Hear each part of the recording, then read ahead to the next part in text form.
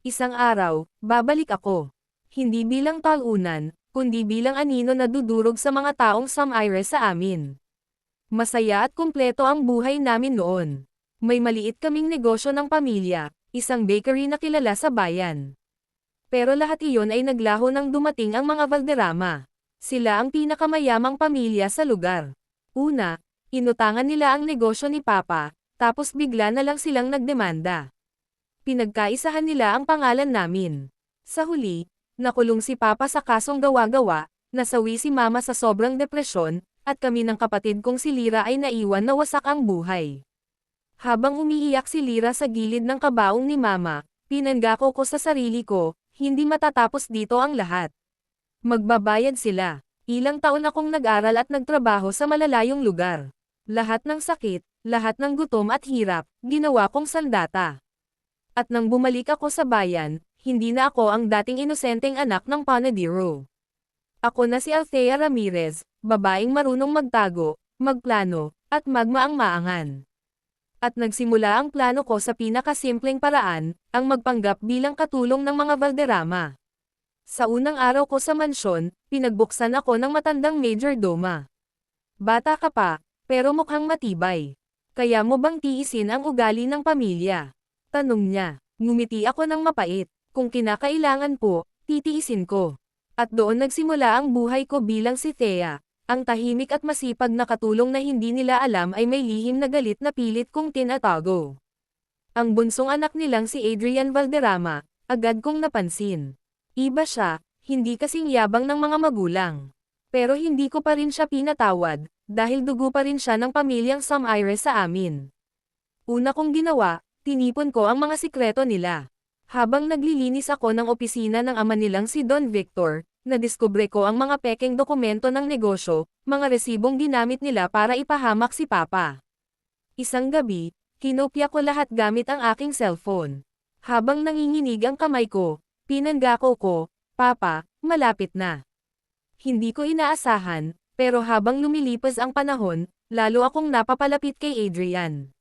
Madalas niya akong nakikitang umiiyak kapag mag-isa. Kung nahihirapan ka dito, pwede ka namang umalis, sabi niya minsan. Napangiti ako kahit may kirot. Hindi ako basta-basta sumusuko, sir. At doon ko naramdaman, delikado.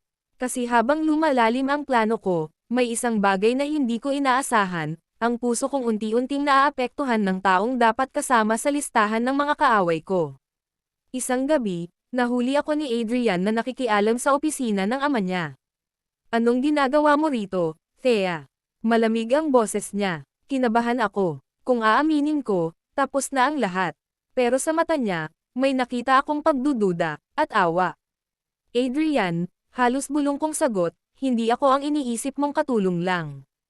At doon nagsimula ang mas malalim na gulo, dahil natuklasan niya ang totoo kong pagkatao, at ang dahilan ng pagbabalik ko. Nakatitig lang si Adrian sa akin, hawak ang mga papeles na ninakaw ko mula sa opisina ng ama niya. Althea Ramirez ka, hindi Thea, hindi basta katulong, mahina niyang sabi. Ikaw yung anak ng pamilyang sinira ng tatay ko. Para akong nabingi. Gusto kong umiyak pero pinigilan ko. Hindi ako dapat magpakita ng kahinaan. Oo, sagot ko. At nandito ako para tapusin ang sinimulan ng pamilya mo. Hindi ako aalis hanggang hindi ko sila napapabagsak. Tahimik siya sandali bago muling nagsalita. Pero, hindi ka ba napapagod sa galit? Hindi ko sinagot, dahil ang totoo, oo, pagod na ako. Pero mas malakas pa rin ang kirot. Akala ko ibubunyag niya ako sa pamilya niya. Pero imbes na itapon ako palabas ng mansyon, tinulungan niya akong itago ang mga ebidensya. Bata pa lang ako, alam ko na ang lahat ng kasalanan nila, sabi niya. Hindi mo alam kung ilang beses ko rin gustong lumayo. Nagulat ako. Si Adrian, na akala ko'y parte ng kalaban, siya pala ang magiging kakampi ko. Simula noon, palihim kaming nagplano. Siya ang nagbigay sa akin ng access sa mga bank accounts ng ama niya, at ako naman ang naglabas ng lahat ng dokumento. Dumating ang araw na hinihintay ko. Sa tulong ni Adrian, naisampa ko sa korte ang lahat ng ebidensya laban kay Don Victor at Doña Meretz. Nayanig ang buong bayan. Ang pamilyang tinitingala ng lahat, biglang bumulusok. Na-freeze ang mga ari-arian nila, Nagsimula ang investigasyon, at sa wakas, lumabas ang katotohanan na sila ang dahilan kung bakit namatay si Mama at nakulong si Papa. Habang pinapasok ng mga pulis ang mansyon, naroon ako. At bago sila tuluyang isinakay sa sasakyan, tumingin si Don Victor sa akin. Ikaw, galit na galit siya. Ikaw ang Sam Iris sa amin. Napangiti ako ng mapait. Hindi ako ang Sam Iris sa inyo, sarili ninyong kasakiman. Matapos ang lahat, bumalik ako sa lumang bahay namin. Sa unang pagkakataon, naramdaman kong malaya ako. Pero may isang tanong na kumakain sa puso ko, ano na ang gagawin ko kay Adrian? Kahit na tinulungan niya ako, hindi ko maitatangging parte siya ng pamilyang kinamumuhian ko. Lumapit siya sa akin isang gabi, dala ang parehong seryosong tingin. Althea, tapos na ang laban. Pero ako, handa akong simulan ang bago. Kasama ka, naluha ako. Ito ang pinakamatinding desisyon ng buhay ko, pipiliin ko ba ang pagmamahal, o itutuloy ko ang galit na matagal ko nang pinapakain sa puso ko. Sa huli, pinili kong bitawan ang galit. Oo, nasira ang pamilya ko, pero kung hahayaang lamunin ako ng paghihiganti, wala ring saysay ang lahat ng sakripisyo. Tinanggap ko ang pagmamahal ni Adrian, hindi dahil nakalimutan ko ang nakaraan, kundi dahil deserve ko rin ng bagong simula.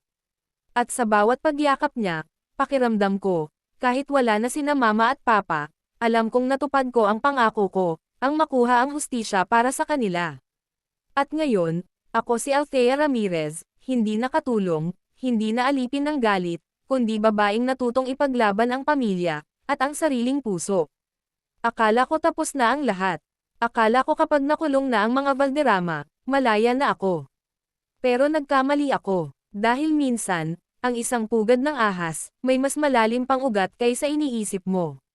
Lumipas ang isang taon, tahimik na ang buhay ko kasama si Adrian. Binuhay naming muli ang lumang bakery ng pamilya, at unti-unting nakilala ulit ang pangalang Ramirez, hindi bilang talunan, kundi bilang matibay na pamilya. Pero isang gabi, habang nagsasara ako ng tindahan, may natanggap akong sulat na itinupi sa ilalim ng pintuan. Hindi pa tapos ang lahat. Isang Valderrama pa rin ang maninangil ng lahat ng utang ng dugo. Nanginginig akong napaupo. Sino? Si Don Victor at Doña Meretz ay nasa kulungan pa rin. Iisa lang ang natira sa isip ko. Si Veronica Valderrama, ang panganay na anak na matagal nang nakatira abroad. Kilala siyang mastuso, mas mapanganib kaysa sa mga magulang niya.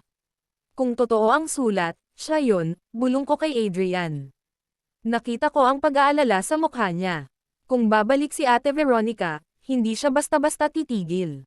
Lalo na't alam niyang ikaw ang dahilan kung bakit nawasak ang pamilya namin. At doon nagsimula ang bagong laban, isang laban na mas malalim, mas delikado, at mas personal. Makalipas ang ilang linggo, nakita ko siya. Dumating si Veronica sakay ng itim na kotse, nakaitim na bestida at salaming madilim. Ang bawat hakbang niya, parang tinutunaw ang lahat ng nakakasalubong. Lumapit siya sa akin sa gitna ng kalsada, ngumiti ng malamig. Ikaw pala si Althea Ramirez, sabi niya. Ang babaeng nagpanggap bilang katulong, at Sam Iris sa buong pamilya ko. Hindi ako nagpadaig. Kasakiman ninyo ang Sam Iris sa inyo, hindi ako. Ngumisi siya. Darating ang araw, babagsak ka rin. At sisimulan ko sa pinakamahal mo. Agad kong hinawakan ang kamay ni Adrian. Sa loob ng dibdib ko, ramdam kong totoo ang banta niya. Simula noon, parang may mata sa bawat sulok. Nawawala ang mga paninda sa bakery, may sumusunog ng basura sa harap ng tindahan tuwing gabi, at minsan, may mga estrangherong sumusunod sa amin ni Adrian. Alam kong si Veronica ang may pekana. Pero wala akong konkretong ebidensya. At mas masakit pa, nararamdaman kong unti-unti niyang ginugulo ang isip ni Adrian. Althea, sabi niya minsan, paano kung totoo ang sinasabi ng ate ko? Na hindi lang sila ang may kasalanan, kundi pati papa mo. Parang tinusok ang puso ko. Adrian, huwag mong hayaang guluhin ka niya. Alam mo ang totoo. Pero doon ko na-realize, hindi lang pala ako ang target ni Veronica. Sinisira niya ang tiwala namin sa isa't isa. Habang tumatagal, lalo akong kinakabahan. Ramdam ko na hindi lang simpleng pagbabanta ang dala ni Veronica, may mas malaking plano siya. Si Adrian, unti-unting nagbabago. Madalas siyang mawala ng hindi nagpapaalam, at minsan, nahuhuli ko siyang nakikipagkita sa kapatid niya. Adrian, bakit mo to ginagawa? Halos pasig akong tanong. Althea, hindi mo maiintindihan, sagot niya. Ate ko pa rin siya. Hindi ko pwedeng talikuran ang pamilya ko kahit gaano sila kasama. Parang gumuho ang mundo ko. Paano kung sa huli, siya mismo ang magkanulo sa akin? Isang gabi, pinatawag ako ni Veronica. Sa isang abandonadong warehouse, hinarap niya ako, nakaupo sa silya, may hawak na baso ng alak, parang reyna sa sariling kaharian. Althea, ngumisi siya. Ang tapang mong pumasok sa buhay namin. Pero alam mo ba, ang pinakamalakas na sandata laban sa'yo, ay hindi baril o kutsilyo. Puso mo. At doon, bigla siyang kumaway. Lumabas mula sa dilim si Adrian. Halos mapatid ang hininga ko. Adrian, anong ibig sabihin nito? Tumingin siya sa akin, malamig ang mga mata. Pasensya na, Althea. Pero pamilya ko ang pipiliin ko. Parang bumagsak ang lahat ng pinaghirapan ko. Ipinasa ni Adrian kay Veronica ang lahat ng ebidensya na itinago namin laban sa kanya. Ang mga dokumento, kopya ng bank accounts, lahat. Akala mo matalino ka, Ramirez, bulong ni Veronica. Pero hanggang ngayon, marupok ka pa rin. Dahil umibig ka sa kaaway. Hindi ko alam kung iiyak ako o sisiga. Pero sa loob ko, alam kong hindi pa ito ang wakas. Dinala nila ako sa isang lugar, isang lumang bodega kung saan nakatali ako sa silya. Si Veronica nakatayo sa harap ko, hawak ang baril. Si Adrian, tahimik lang sa gilid. Althea, sabi ni Veronica, dito na matatapos ang lahat ng paghihiganti mo. At magsisimula ang panibago naming kapangyarihan. Ngunit bago niya maitulak ang gatilyo, bigla akong napatingin kay Adrian. Adrian, kung may natira pa kahit konting pagmamahal o respeto sa akin, huwag mong hayaan mangyari to. Nakita kong nanginginig ang kamay niya. At sa isang iglap, inagaw niya ang baril mula kay Veronica. Ate, tama na. Nabigla si Veronica. Adrian, pinipili mo siya kaysa sa sariling dugo. Hindi ko nahahayaang sirain mo pa ako, sagot niya. Siya ang mahal ko. Nagkaroon ng maikling engkwentro, ako, nakatali pa rin, si Adrian, pilit na inaalis ang baril sa kamay ng kapatid niya. At sa huli, isang putok ang umalangaw-ngaw. Nagulat ako. Si Veronica ang bumagsak sa sahig, duguan, hawak ang dibdib.